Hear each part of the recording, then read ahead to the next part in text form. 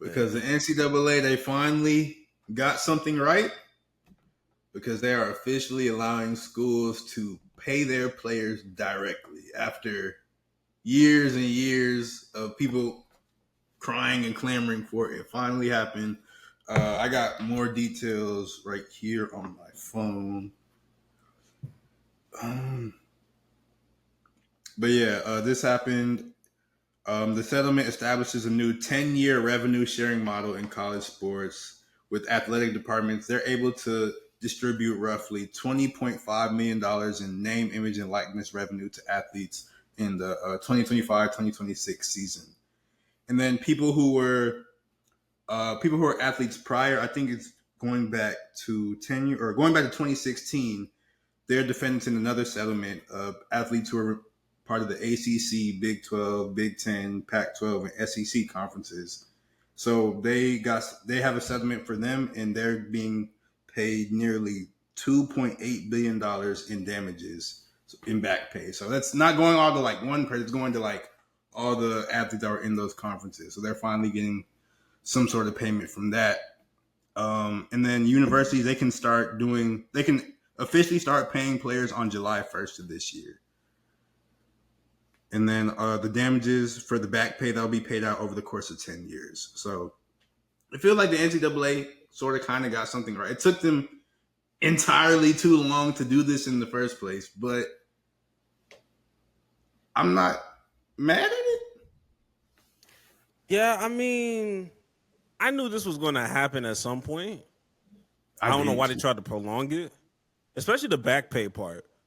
Because we always had like side conversations of like, oh, like, I wonder how they're going to really distribute the back pay. Like, is everybody going to get an equal amount of whatever that $2.8 billion? Because I feel like at this point, it's too late in niggas' career to kind of feel like, this nigga had more impact, so we're going to give him more than this nigga here.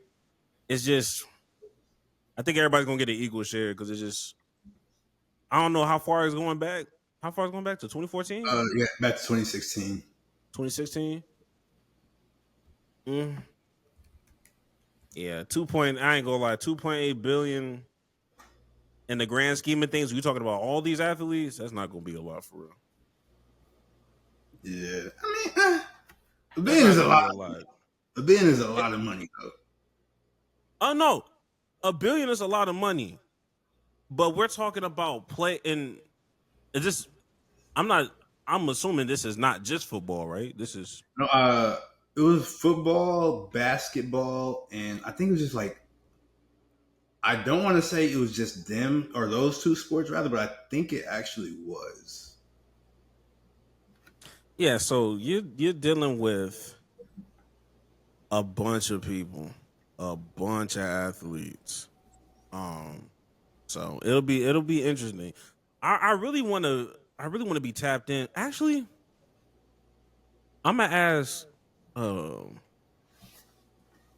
Isaiah Chambers. That nigga went D1 football and played at UH for like 2 years. So he should be a part of this back pay. I'm gonna ask him how much that nigga end up getting. What's it? I mean, it's back pay is going to be paid out over the course of 10 years, so it won't be like a lump sum of anything. But I'm trying to see a little bit more details, and it actually came out that I think today the group of women are filing I don't know the correct legal term. They're filing an appeal on this whole settlement because it turns out that the House settlement allocates $2.4 billion to the male athletes and only $102 million to the women athletes. That's so nasty, nigga. Yeah. That's nasty as shit.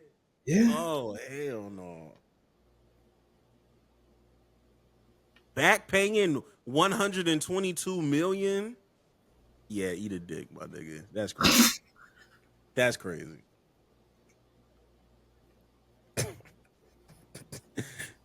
That's wild, but I mean, does that mean everything's over though?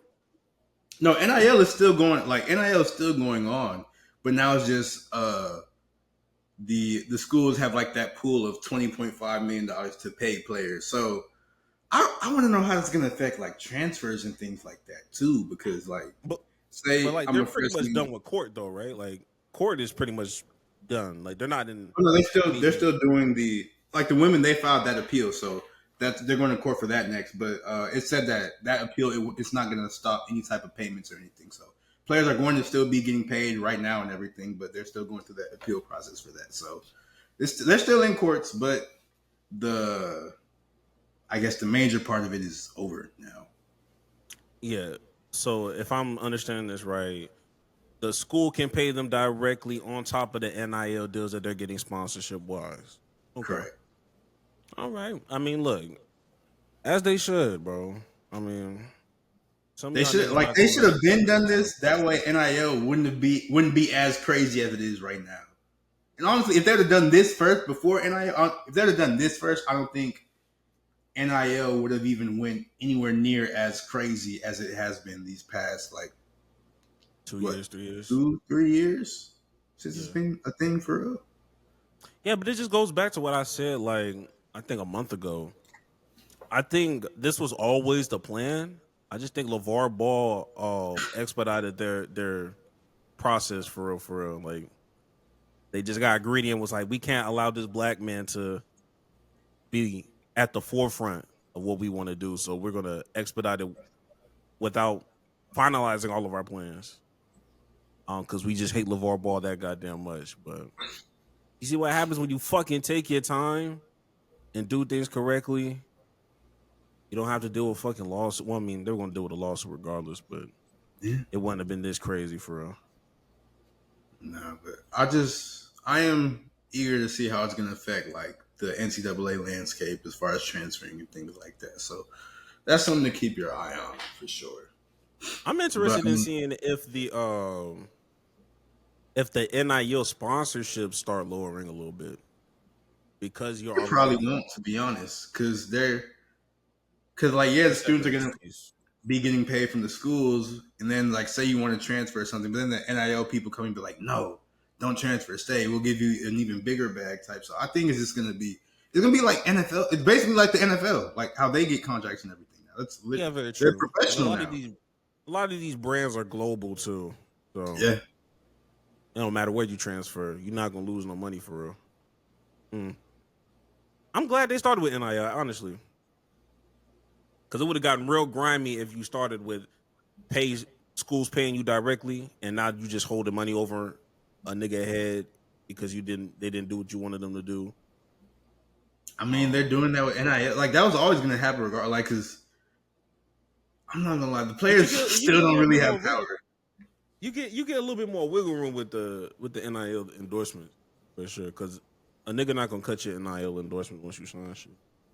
Yes, they will. Yes, they will. That's what happened to that one. What's his name? Like I think his name like Jaden Rashada or something. He was a super high recruit. I think he was gonna go to Florida or something, and he had like a NIL deal that was worth a couple million from like a booster group, and then they ended up not paying him after he'd already committed, so he ended up like transferring. It was like a whole like Mm, scandal and everything. I think we talked about it a while ago when it was more true. relevant, but that's yeah, Yeah. that's what happened. So I don't know.